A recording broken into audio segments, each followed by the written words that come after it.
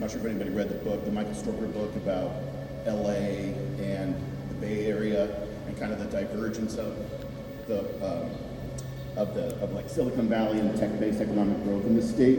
And I think that boils down to a real collaborative kind of dynamic. You know, the Bay Area was able to really bring together and galvanize around the potential benefits of tech, and what that really is not just venture capital and startups, it's about talent. At the end of the day, Silicon Valley is a highly concentrated cluster of tech-based talent. And if we can pull ourselves together in ways that nurture, incubate, and grow a blue economy, that really boils down to how we invest in our people and invest in talent. And we couldn't have a better roadmap, and we could be joined by two better leaders that could give us kind of the roadblocks of how we begin to do that as a region, and kind of the leadership that it takes at all levels to really realize that growth. So, you know, I'm joined by Dr.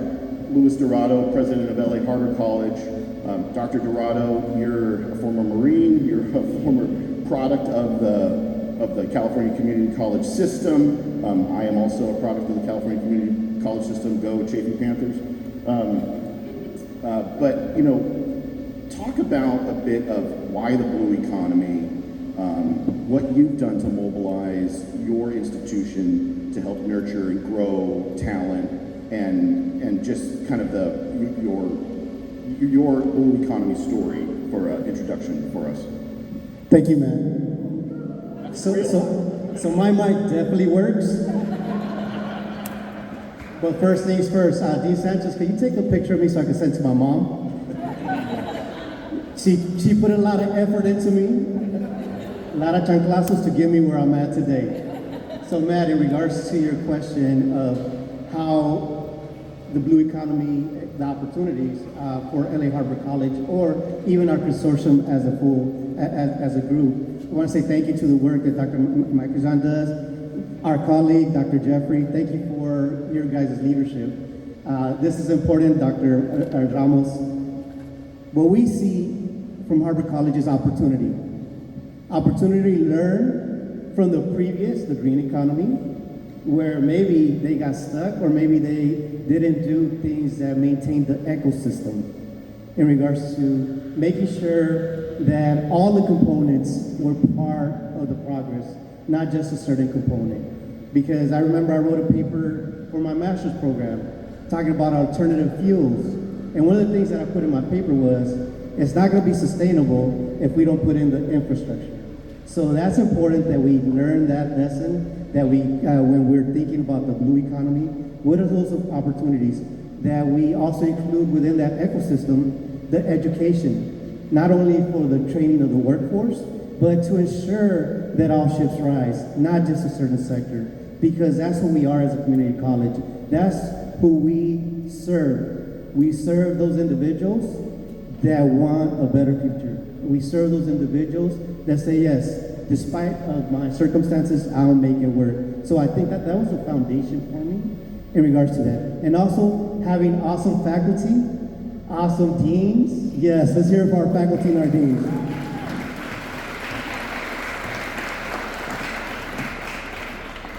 That are visionaries, that have those huge dreams that scare all of us. But guess what? If it doesn't scare you, it's not big enough. And that's what we thrive on. Thank you, man. Absolutely. We're also joined by Dr. James Limbaugh, president of West LA College.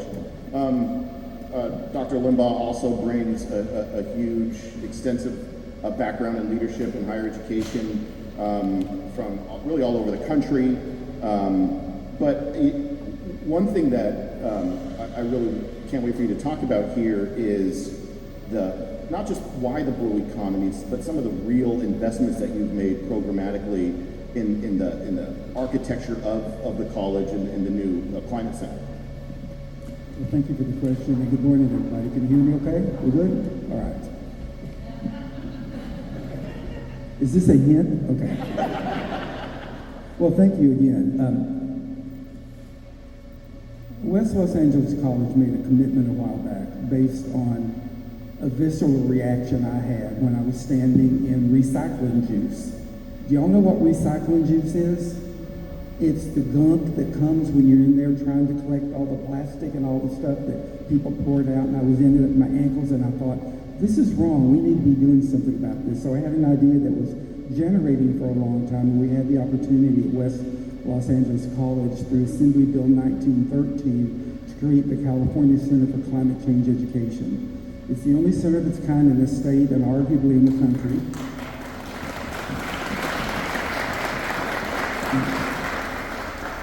And it rests on 4 pillars. First, curriculum development.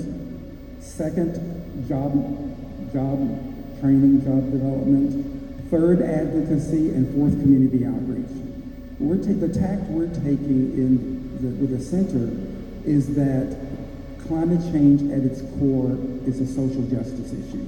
In fact, that's written in the bill. If you go and look up the language for AB 1913, that's codified in the statement that the legislators agreed that this is all a social justice issue.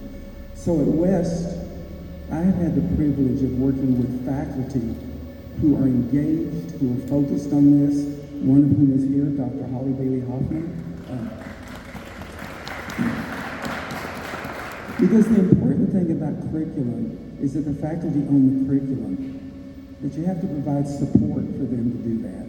We have, I believe, 18 faculty now who are developing special courses because West is doing climate change across the curriculum.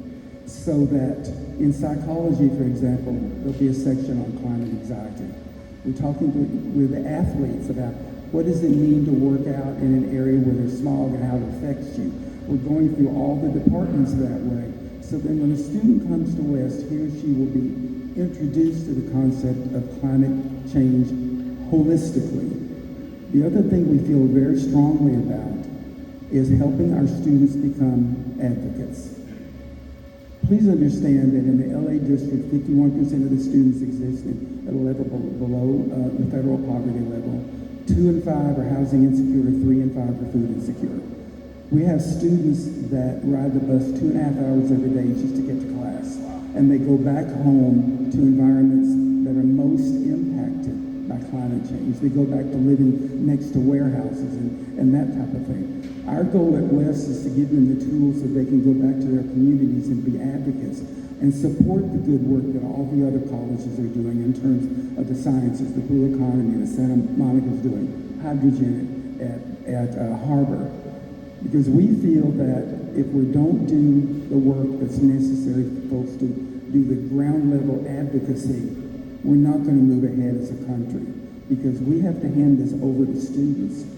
And what we're trying to do at West is give students the opportunity to learn about it, to experience it. 20 internships this summer in green and blue economies, a full apprenticeship program, all sorts of activities. And before, there's somebody I do want you to meet because I happen to have had the idea based on my own commitment. This happened because of the director.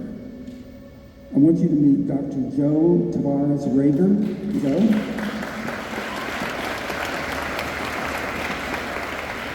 And if you get a chance, please talk to Joe about our programs, about her background. She's a climate scientist herself, about what we're trying to do at West to complement everything the rest of you all are doing.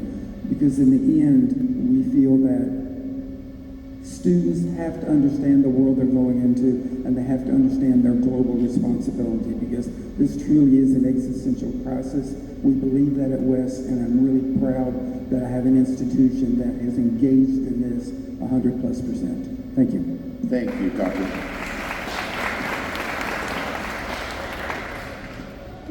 Dr. Dorado, we're really at this moment with, we hear a lot about the infrastructure funding coming out of the Infrastructure and Jobs Act, and even some of the funding that's available in the Inflation Reduction Act. But what we really think that boils down to is industrialization policy across the nation, and not just to the imperative that Dr. Limbaugh spoke to, but it's industrialization isn't something we had to do since we industrialized. So, what role can education and educators play in fostering some of the the entrepreneurship opportunies, the incubating some of the startup opportunities and activities, and the new businesses in the blue economy, especially with the clean energy links? Thank you for the question. So the first thing I want to remind everybody that our roles as educators is to learn from those mistakes from the past. You said industrialization.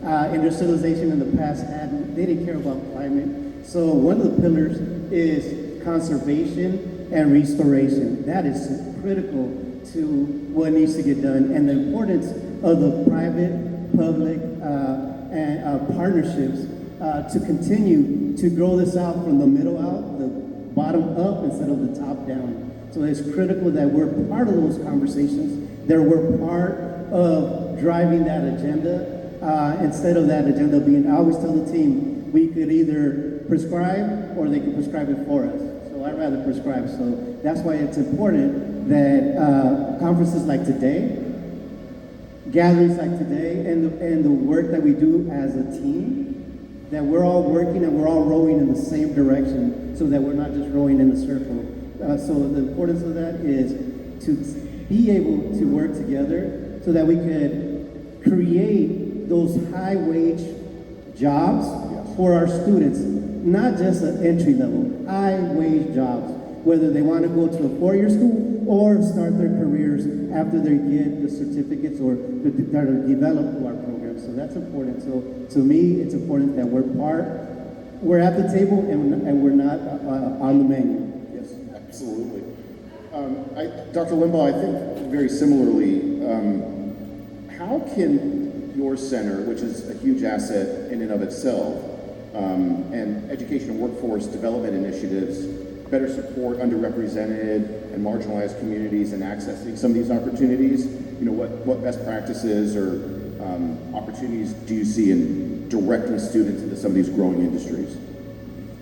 Actually, that's a very straightforward answer. First, partnerships like we've been talking about here. Second, the opportunity for students to engage in hands-on work through those partnerships. And the final piece is institutional support to be able to do it. West is very fortunate. The center was funded with a $5 million appropriation from the state.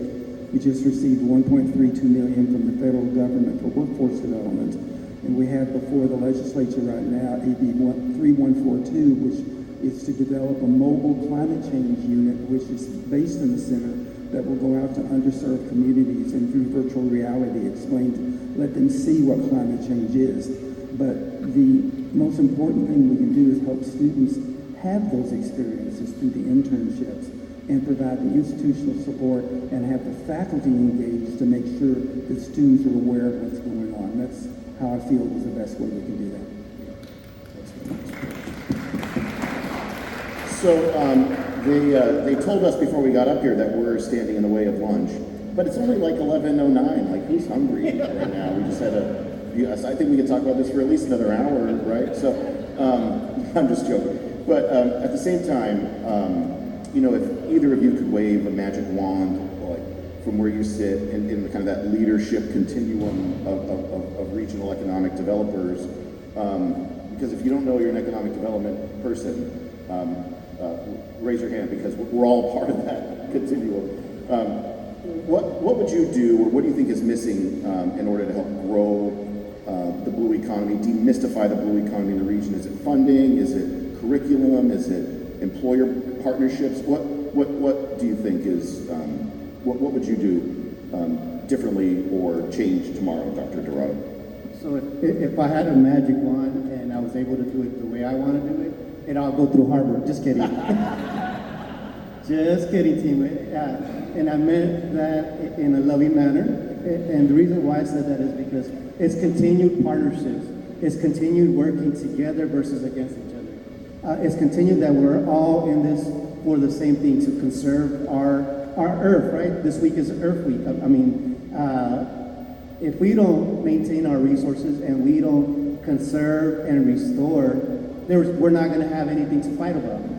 So it's important that we work together, that all entities are part of it, and that we continue to make sure that our social conscience continues to be at the forefront. Because we can ask for progress, but leave a whole sector behind. That gap between wealth is huge, and we need to start closing that gap so that everybody can benefit from that. And with the blue economy, 70% of the earth is water, right? One of the elements that we're looking at is hydrogen, which in the periodic table, Dr. Arias, it's H1, kind of like Harbor One. Finally got my chemistry in. That's good marketing. Dr. Limbaugh, maybe a slight tweak to that question. What excites you about the center? What are kind of some of the next steps for growth and further development? Well, first off, Luis, I'll go to West, not Harvard, just so you know that. What excites me about the center is the potential to engage students in an area that they never knew existed. To see the face of students who walk into the center and realize it resonates with them, that is very significant for us as educators. You know, at West, we say every career is a climbing career, and we're beginning to develop an approach to that. So what I'm excited about is the potential, but what I'm concerned about is a sense of urgency. We're concerned about this, but it has to continue to be elevated on the national level. It has to be in every discussion. I mean, when folks ask me why I do the center, I say it's sort of Southern. I say, well, if you can't drink the water and can't breathe the air, all this other stuff we do is irrelevant, right? And I don't mean to be histrionic about it, but that's really how I feel. So that's the excitement I see, is to see students walk in and say, I can make a difference. One person can make a difference. Amazing. Well, I don't think there's time for questions. No time for questions, but we'll continue this conversation a little bit after this afternoon in an industry panel. A lot more engagement and interaction there. Thank you, Dr. Limbaugh. Thank you, Dr. Dorado, and we'll check in back in with you later this afternoon. Thanks again. Thank you.